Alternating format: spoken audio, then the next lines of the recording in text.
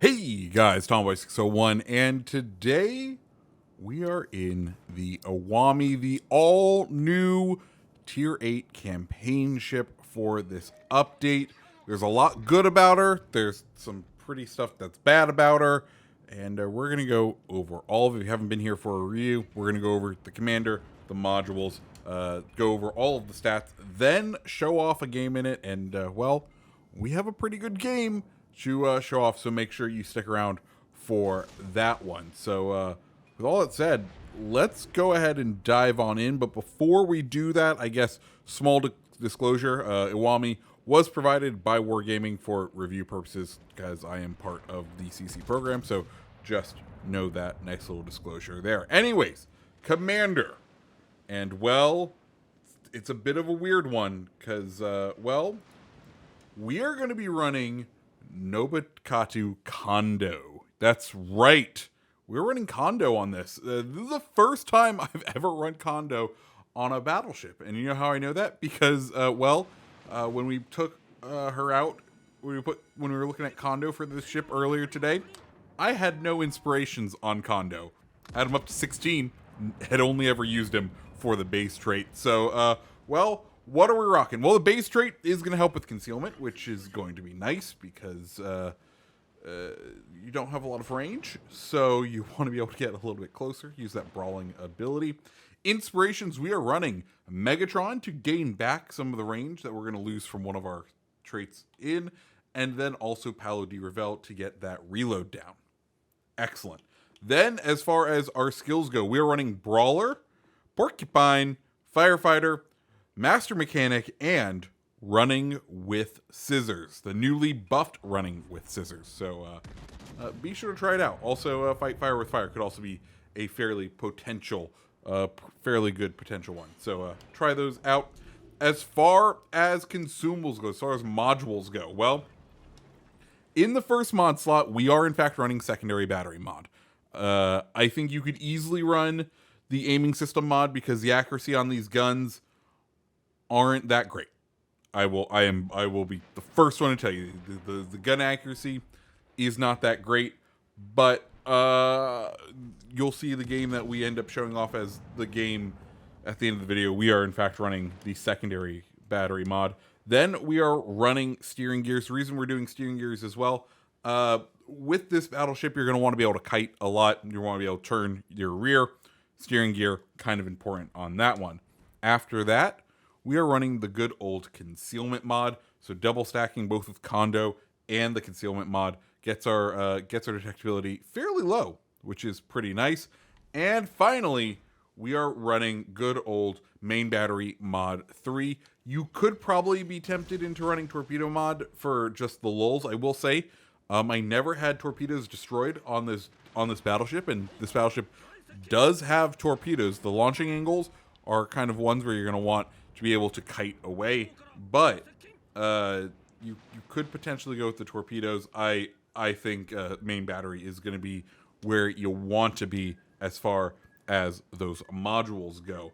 After that, let's go ahead and talk consumables. First one, damage control party, 6-second duration, 70.4 second reload. Then we have the repair party. And the repair party, we have 5 charges of it. It's going to heal 435 health over 28 seconds. For those of you who are math whizzes at home, that's going to give you a total health recovered of 12,100 per heal. So that's kind of in the middle of the range as far as tier 8 battleships go. Not the best, but not the worst. After that, we have the enhanced secondary targeting module, or enhanced secondary targeting consumable. It's going to help the accuracy of your secondaries for 30 seconds, and you're going to get 3 charges of it. Cool. One thing to note on this, none of these have, none of the consumables have alternate options. You are stuck with this. There's no catapult fighter. There's no spotter plane. This is the consumables you got. What you brought is what you got, if you know what I mean.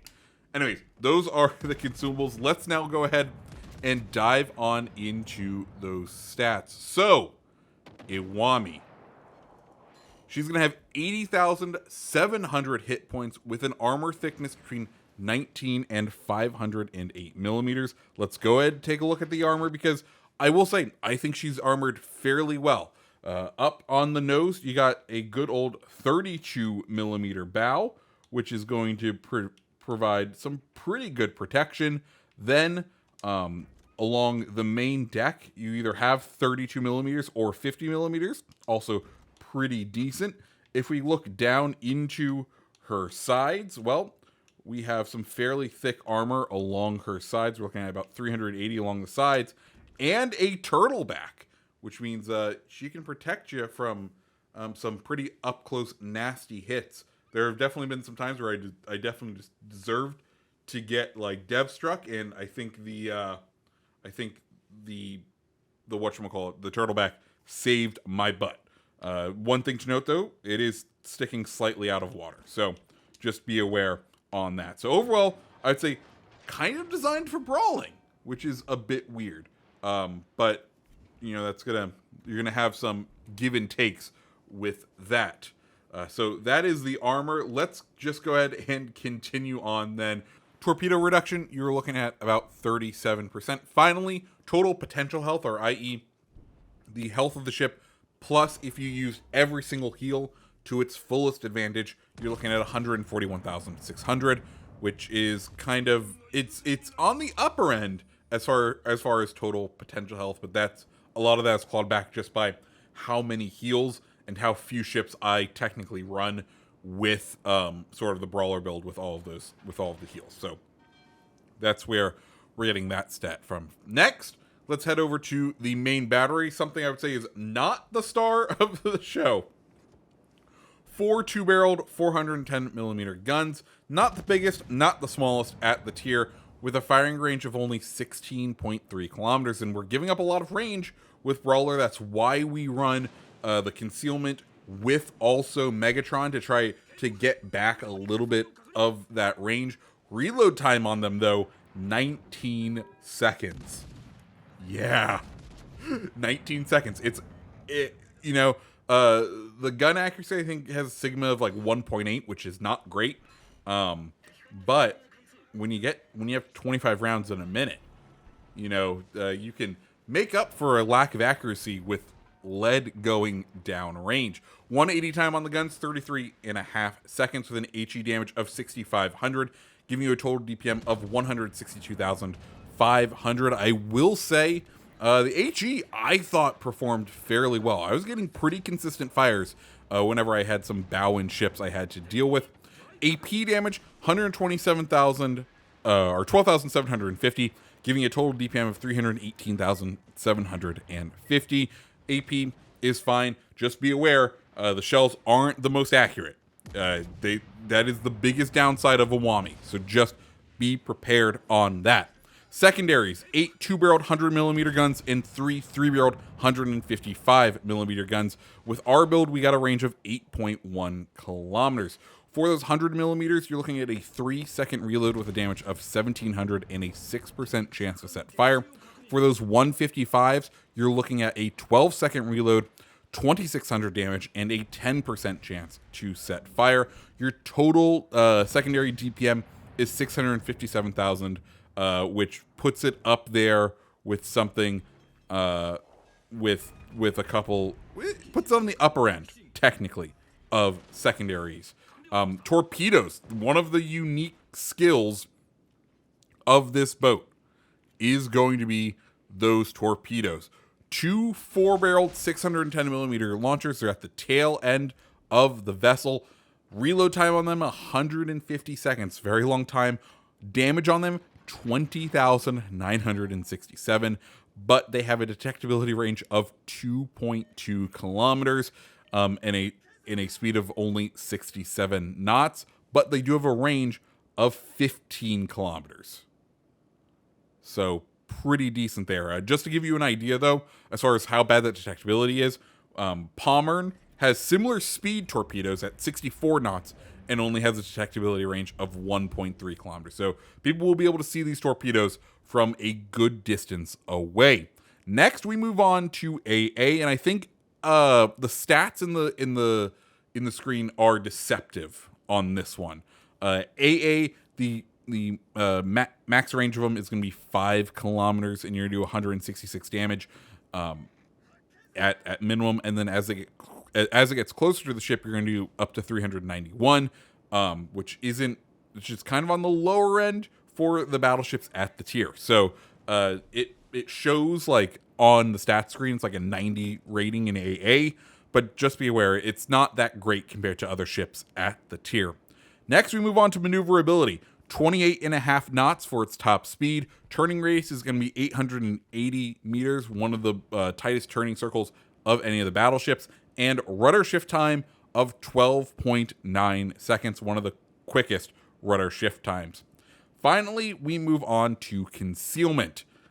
Detectability by sea is going to be 12.9 kilometers.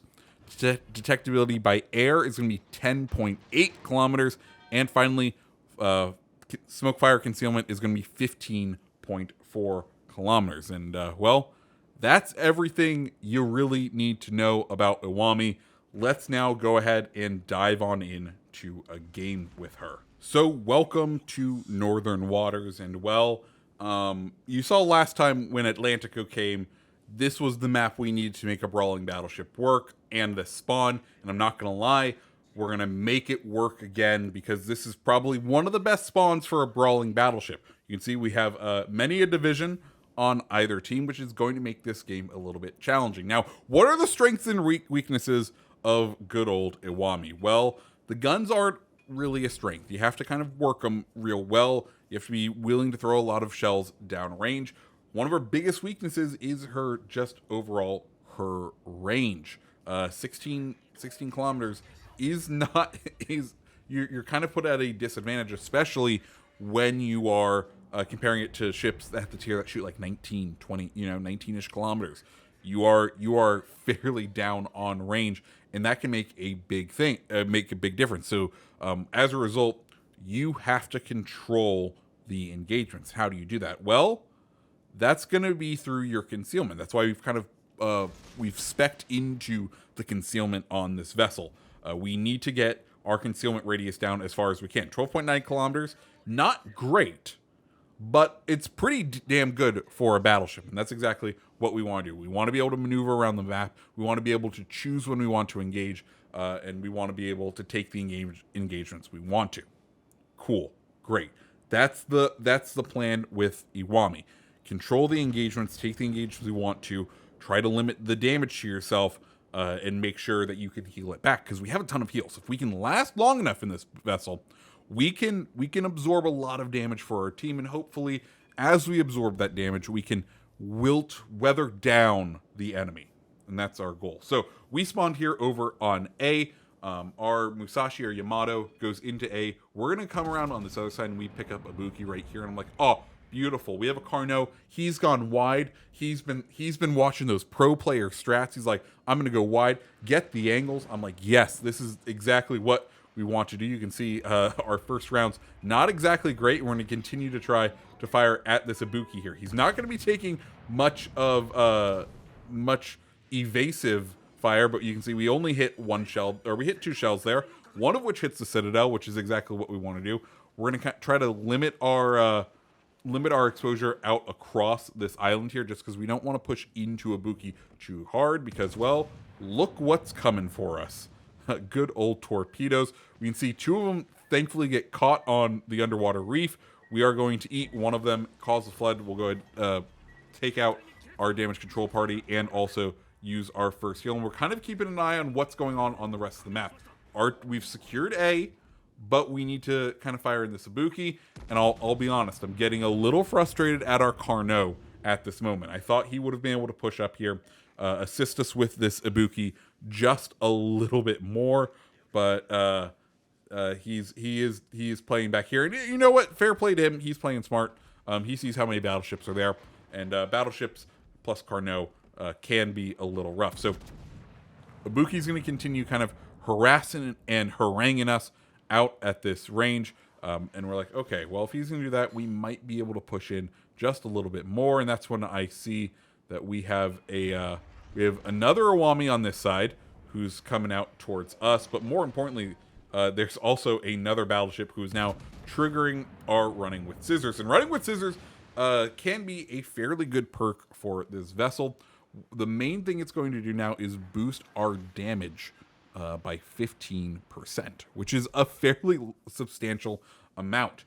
So if we can maintain this Marco Polo within our range, we're going to be doing fairly good. And it looks like he's going to attempt to do sort of a drive-by. So what are we going to do? We are going to try to set up to use our guns and maybe even, I know, our torpedoes. We are currently spotted, and if this Marco Polo, who is continuing to run his smoke, kind of puffs the smoke out in front of the Iwami, he won't be able to see us, which means we could potentially hit him. And we're going to trade broadsides right here. We're going to take a fairly massive hit, but I'm saying Marco Polo gets the worst out of it. And now comes down to our build, because it's a reload battle, right?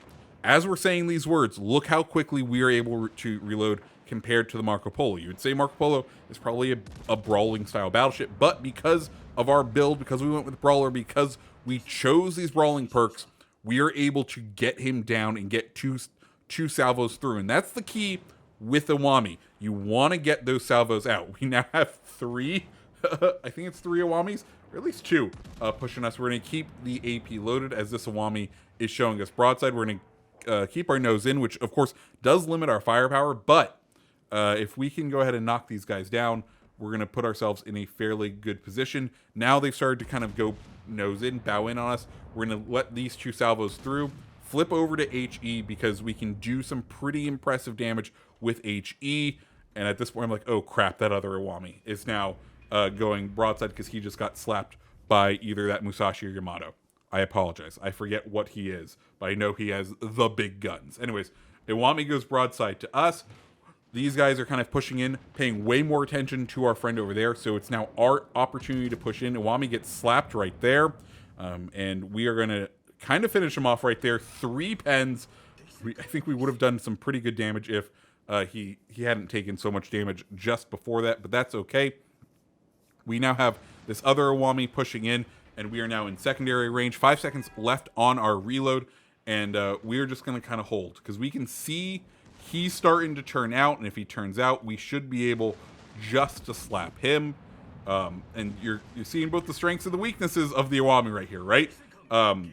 The turtleback not doing too much to protect there, so you do need to kind of keep yourself protected. But here comes a third Iwami. Lots of people bought out this campaign. While we deal with this Iwami, let me just say, guys, never buy out a campaign. Like, unless you have absolutely no time in your daily life and you don't think you're going to be able to complete the campaign, one, don't buy it out on the first day. Wait until the last week of a campaign. There's a lot of Iwamis out there. This is not a boat that you need to be buying out on day one in order to try and get a couple of jollies in. Anyways, we are now in trouble. Getting back to the game, we are in trouble. A couple of things. One, B is being taken by what we can only assume to be the enemy destroyer. That is not great. 2, we are down on ships. 3, we don't have a radar cruiser anymore. We only have the Carnot to try to deal with whatever that destroyer is. And, well, it's not looking great. So what are we going to do? Well, we're going to try push back behind this island, eliminate this other Iwami. Once we do that, we can kind of consolidate our forces and maybe attempt to take some of them out, but it's going to be rough, right? They have definitely numerical superiority. We're going to go ahead and fire the HE at this Iwami. We didn't know what exactly he was going to be bringing. We get 2 shell hits, a fire, and this has been one of my consistent things with Iwami. I think the fire setting chance on her is pretty good.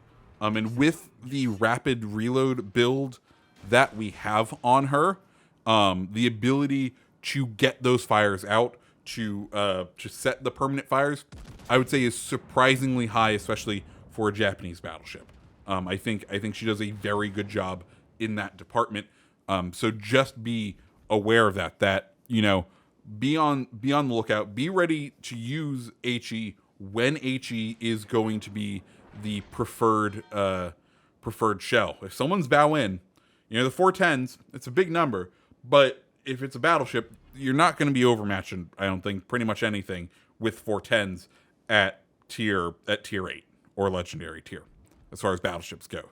So be prepared to be flexible, be prepared to use the better shell for the situation, be prepared to flip over to that HE because it can surprise you. I will say the Alpha Strike on the HE, not the best. We had a match earlier today where I thought we had a destroyer dead to rights, and we hit our shells, but he stood there and was able to YOLO us, which was very unfortunate. But it happens and it's okay. Anyways, we're kind of sailing into B now. We're trying to see if we can bait some of these guys into us. We want them to push in. This is one of the problems with Iwami is that range, right? We are struggling to be able to hit this Jean Bart. And honestly, Jean Bart would be a fantastic boat for us to be able to shoot at right now. We know he is a floating tinderbox.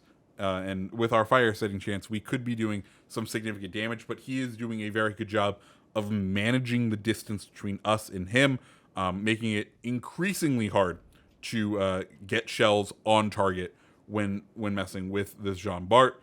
And we are very much down on points, so we're going to do what we can. Also, I'll be honest, at this point, I'm hunting for the Kraken because, well, we're at 141,000 with 4 kills. If we can get one of these cruisers to come in close, we just may have a shot at the Kraken. So as we make this turn, we do have that Suzuya pushing in. Jean-Bart looks like he's finally pushing in.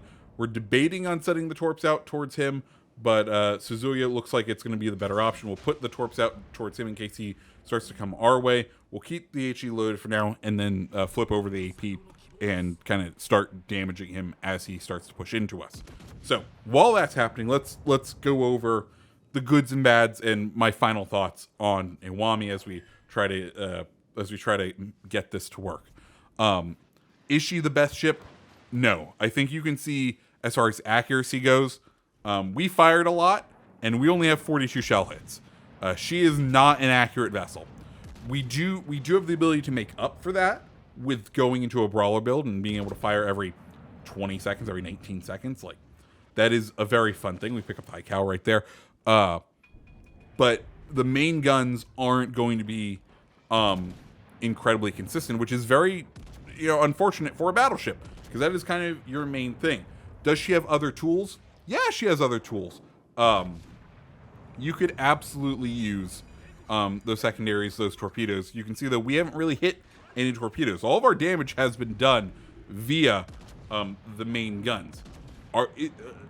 Is there going to be better ships out there? Absolutely. But are they going to play as fun as Iwami?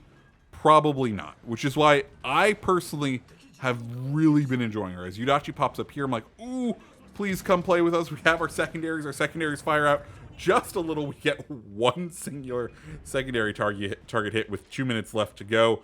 At this point, we flip over to the HE, and we're just going to see if he can rush us. But spoiler alert, he's not going to end up rushing us. I think we end up timing out on points, which, oh well, it is what it is. But Iwami, is it the next best? Is it one of the best ships in the game?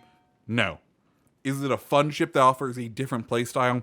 Yes, and that's what I always like to see in premiums. That's what I like to see in campaign ships. And for that reason, I think Iwami will be a ton of fun.